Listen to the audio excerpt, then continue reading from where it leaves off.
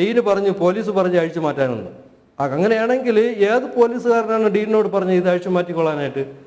Dean പറഞ്ഞ് ശരിയാണെങ്കിൽ ഞാൻ പറയുന്ന ആരോപണമല്ല, നിങ്ങൾക്ക് അതിൻ്റെ പഴയ ശബ്ദരേഖകളും കാര്യങ്ങളും എല്ലായിടത്തും നോക്കിക്കഴിഞ്ഞാൽ അറിയാം. ആ പാചകക്കാരൻ എനിക്ക് പറയാനും എനിക്ക് വിഷമമുണ്ട്. കാര്യം ഞാൻ പറഞ്ഞു കഴിഞ്ഞാൽ നാളെ അദ്ദേഹത്തിൻ്റെ ഗതി എന്താവുമെന്ന് എനിക്കറിയില്ല. യുവമാരെല്ലാം കൂടെ ജീവനോടെ വച്ചേക്കുമെന്ന് അറിയില്ല. അതെനിക്ക് പേടിയുണ്ട്. അതുകൊണ്ടാണ് ഞാൻ കൂടുതലായിട്ട് അദ്ദേഹത്തിൻ്റെ പേര് പറയാത്തത്. അത് വേണമെങ്കിൽ CBI അന്വേഷിക്കട്ടെ. അടുത്തൊരു വ്യക്തമായൊരു തെളിവ്, ഈ അനുശോചനം രേഖപ്പെടുത്താൻ വേണ്ടിയിട്ട് എൻ്റെ സിദ്ധാർത്ഥൻ്റെ കൊലപാതകം കഴിഞ്ഞിട്ട് നാലാം ദിവസം 5-ാം ദിവസം അവിടെ അനുശോചനം രേഖപ്പെടുത്താൻ വേണ്ടി ഡീൻ വിളിച്ച് വരുത്തി. അവിടെ അതിനകത്തൊരു ഹാളിൽ ഒരു ഡീനിൻ്റെ അനുശോചനം ഉണ്ടായിരുന്നു. അത് വ്യക്തമായിട്ടൊരു വീഡിയോ ഉണ്ട്. ഡീൻ എന്താ പറഞ്ഞത്? ഇനിയും സംശയമുണ്ടെങ്കിൽ നിങ്ങൾക്ക് ആ വീഡിയോ ഒന്ന് പരിശോധിക്കാം.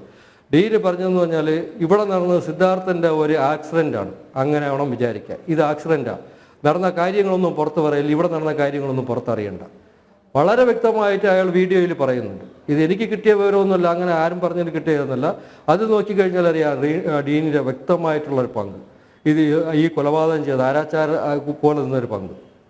അതൊക്കെ ഇത് അറിയണമെന്നുണ്ടെങ്കിൽ ആരെങ്കിലും പറഞ്ഞ് എന്നെ തെറ്റിദ്ധരിപ്പിക്കേണ്ട കാര്യമുണ്ടോ? കാര്യം നമ്മളെല്ലാം കേരളത്തിൽ നമുക്ക് അത്രയ്ക്കും വിവരമില്ലാത്ത ആൾക്കാരൊന്നും അല്ലല്ലോ. നിങ്ങളെല്ലാം ഓരോരുത്തരെ ഈ പറയുമ്പോൾ അങ്ങോട്ടും ഇങ്ങോട്ട് വഴക്കുണ്ടാക്കാൻ വേണ്ടിയിട്ട് അങ്ങനെ പറയരുത്. എനിക്കത് വിഷമമുണ്ട്. ചിലപ്പോൾ ഒരു പത്രക്കാരെ ചാനലിലൂടെ പറഞ്ഞിട്ട് നിങ്ങളാണ് അവനെ പിന്തിരിപ്പിക്കുന്നത്, അങ്ങനെ തെറ്റിദ്ധരിപ്പിക്കുന്നത്, അങ്ങനെ പറയുമ്പോൾ എനിക്കും ഒരു വിഷമം ഉണ്ടാവും. അത് തെറ്റാണ്, അങ്ങനെ പറയല്ലേ. എനിക്ക് ഒന്നും കൂടെ പറഞ്ഞ് തീർക്കാണ്ട് അത് പറയുക. കാര്യം എന്ന് പറഞ്ഞാൽ അവിടെ 8 മാസം മുതൽ അത് മാത്രമാണ് എനിക്ക് കിട്ടാതെ പോയ ഏറ്റവും വലിയ വിവരം. ബാക്കി എല്ലാ വിവരവും എനിക്ക് 1 by 1 ആയിട്ട് അവിടെ നിന്ന് കിട്ടിക്കൊണ്ടിരിക്കുകയാണ്. പോലീസ് പറയുന്നതല്ല, വേറെ റാഗിങ് സ്ക്വാഡുകാർ പറയുന്നതല്ല.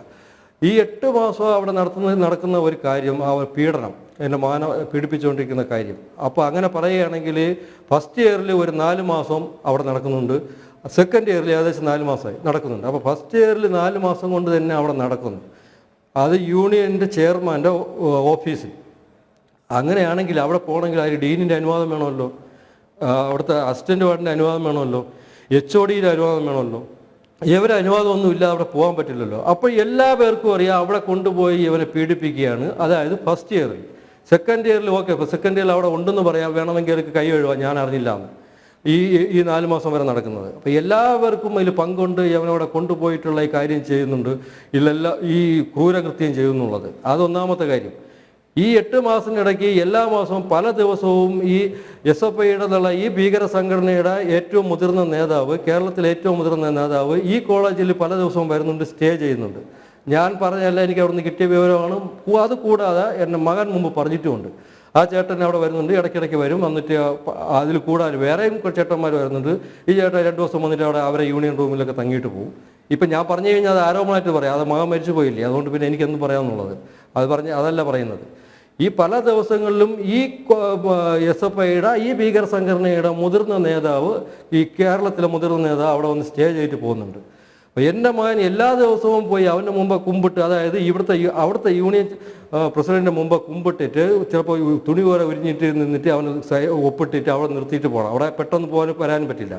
അവിടെ നിന്ന് ചിലപ്പോൾ 1-2 മണിക്കൂർ കഴിഞ്ഞിട്ടാണ് അയാൾ വിടുന്നത്.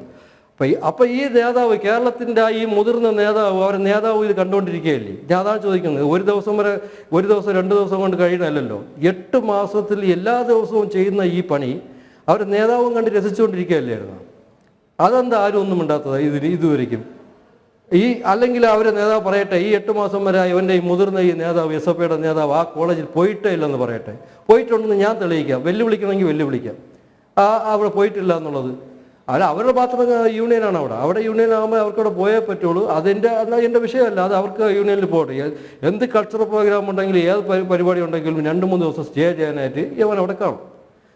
ആ സമയത്ത് എൻ്റെ മാനും അവിടെ കൊണ്ടുപോകുന്നത്, അവരെല്ലാവരും കൂടെ കൊണ്ടുപോയിട്ട് ഈ പരിപാടി ക്രൂരകൃത്യം ചെയ്തിരിക്കുന്നത്. അപ്പോൾ അവർക്ക് കിട്ടിയ ഈ മാവോയിസ്റ്റ് മാതിരി കിട്ടിയിട്ടുള്ള ഈ അടവും കാര്യങ്ങളെല്ലാം എവൻ്റെ മുമ്പ് വെച്ചല്ലേ, ഈ നേതാവിൻ്റെ മുമ്പ് വെച്ചല്ലേ അവർ ചെയ്തുകൊണ്ടിരുന്നത്.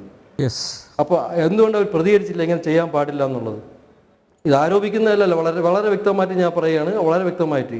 അങ്ങനെയാണെങ്കിൽ ഇതിൻ്റെ ഉത്തരവാദിത്വം അവരെ മുതിർന്ന ആൾക്കാർ ഉത്തരവാദിത്വം ഏറ്റെടുത്തിട്ട് ഇങ്ങനത്തെ ഒരു സംഘടന തന്നെ വേണ്ടെന്നുള്ളത്, ഈ ഭീകര സംഘടന തന്നെ കേരളത്തിൽ വേണ്ട, അല്ലെങ്കിൽ ഇന്ത്യയിൽ തന്നെ വേണ്ടെന്ന് പറഞ്ഞിട്ട് എടുക്കാൻ പറ്റിയതല്ലേ. ഞാൻ പറഞ്ഞതുകൊണ്ട് എടുക്കുന്നില്ല, ഞാൻ എൻ്റെ ഉള്ളിൽ നിന്ന് പറഞ്ഞു പോയെന്നേ ഉള്ളൂ. ഇതും കൂടെ ചേർത്ത് പറയണം, അതുകൊണ്ട് ഞാൻ പറഞ്ഞു പോയെന്നേ ഉള്ളൂ.